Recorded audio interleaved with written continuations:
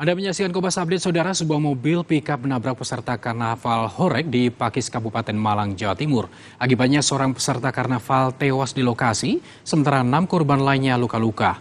Atas peristiwa ini, polisi menetapkan sopir mobil pickup sebagai tersangka.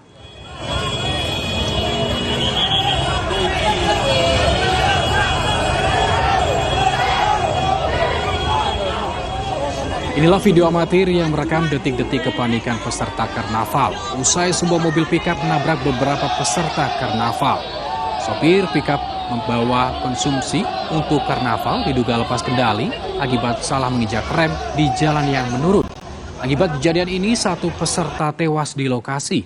Sementara itu, 6 orang lainnya mengalami luka-luka dan harus menjalani perawatan di Rumah Sakit Saiful Anwar, Kota Malang. Polisi menetapkan sopir pickup sebagai tersangka.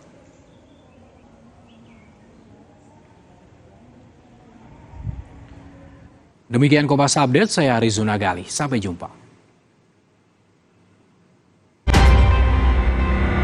Kompas Update dipersembahkan oleh